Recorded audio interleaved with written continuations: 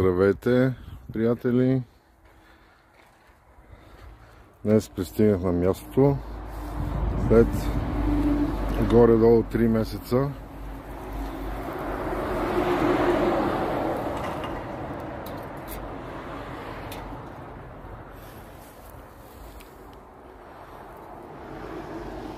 Ето, 3 месеца пак е пораснало трева, само че друг вид.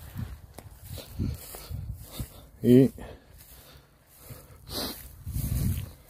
контейнерите са така, както ги оставихме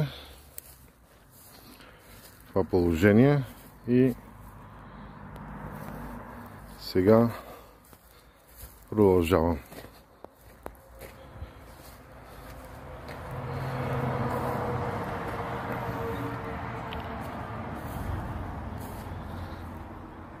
С изграждането. Продължавам с изграждането е тук към мазата.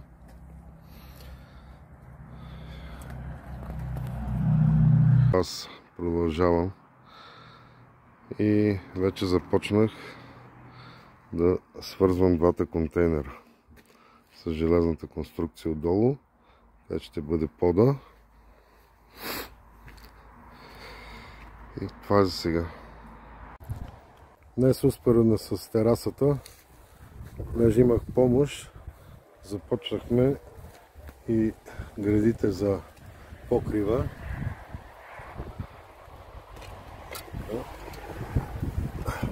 Направихме основната носеща греда и утре продължаваме. Чих с оразмеряването, вече знам опорните точки как се получават. Слизам да правя долу основната носеща греда с колоните, 4 колони. Трябва да ги направя, да ги закрепа и след което започвам да слагам тези така наречени ребра на размер 60 см, 1,20 за да мога да захващам ОСБ-то. Ето е здраво с винтове.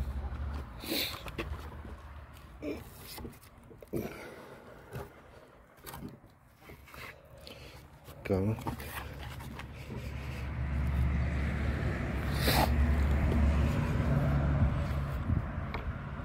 И завивам.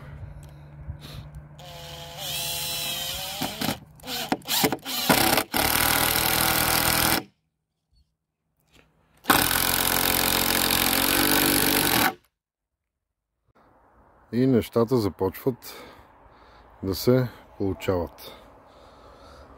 Ето, дългата града е готова, сглобена.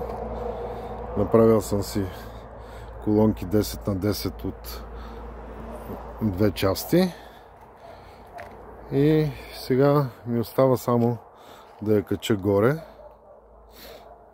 Ще видим как ще измисля някакъв начин. Така, след което, като се качи горе основната греда, след това лесно вече започват да се редат стрелите. След това ОСБ-то и мисля, че до следващия път ще съм готов с повечето от нещата. Ето как качих дългата греда. Беше на земята. Така, първо повдигнах с 3 тухли. От тази страна я повдигнах. След това ми беше по-лесно да я повдигна с ръце от другата страна. Гъне се, но ето.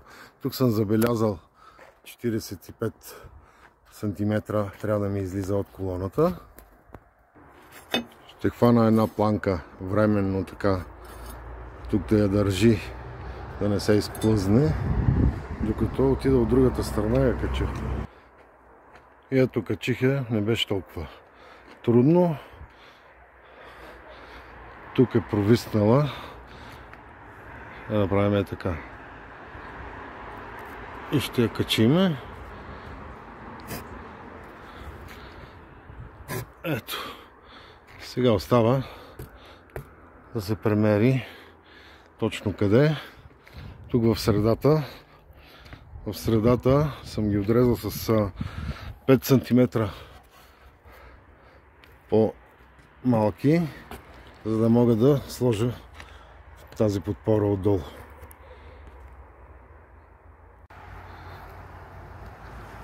Сега са отпесирани.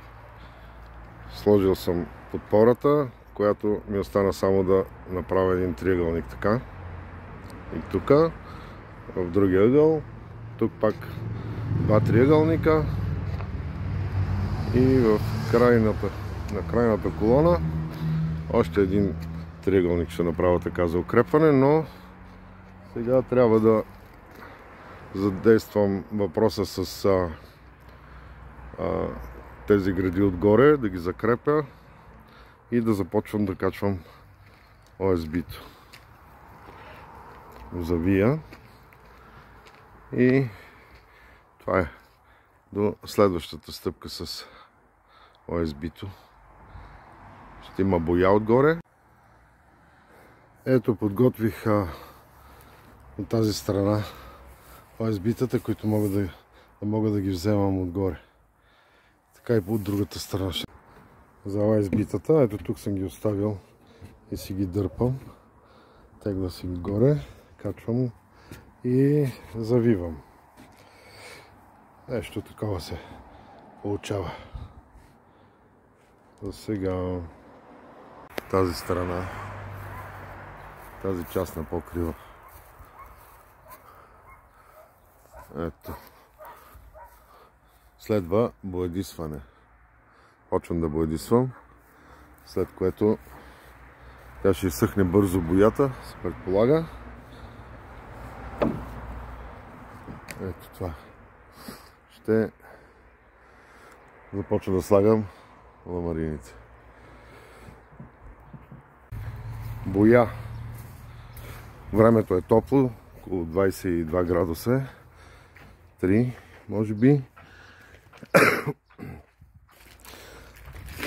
Сложих допустимите 3% вода. Ще разбъркам боята. Хидроизолационна. И действам до следващия момент. Днес прогнозата се оказа вярна на синоптиците. Започна хубави и некрасиви облаци. Черни се появиха. Аз бързам, защото трябва да боядисам преди да завали. Да има и малко време да изсъхне боята. Само за сега се моля на облаци. Ето боядисах тази част.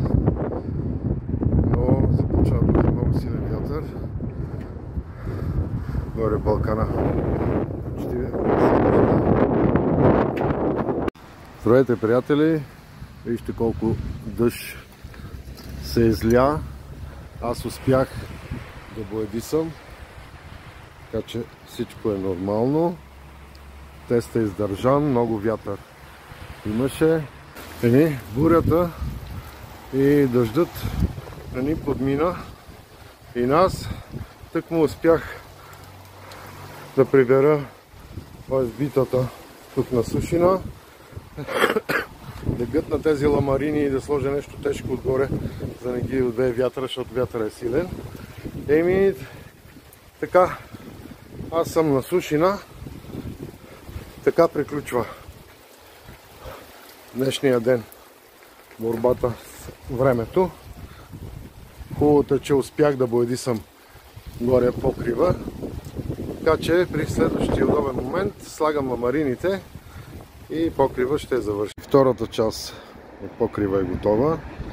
Качих част от плоскостите, а пък на боядисаната част минах с четка фугите, които са снатките на двете платна с по-гъста боя с четка за по-добра сигурност да не влиза вода между тях.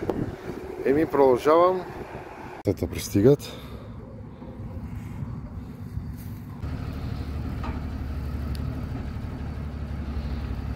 И да черкам.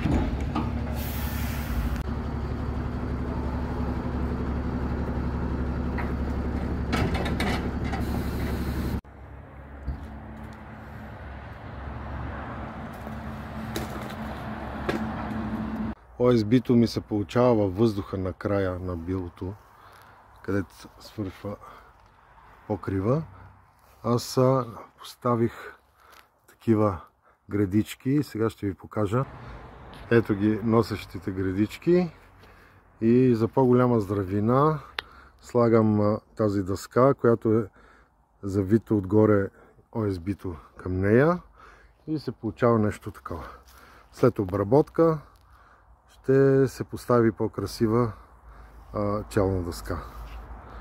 И това е преди последна подготовка преди монтажа на ламарините. Покривните ламарини. И тази важна стъпка е направена.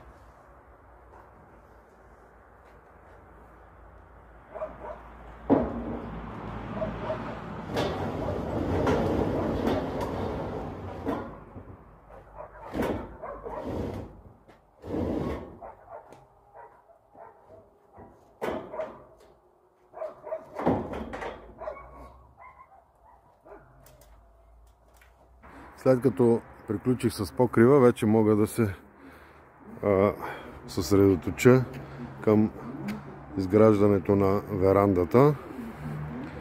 Ето, тук сега този бетон идва отдолу, където след това ще се направят стълбите и сега ще се свържа с бетона, който ще е под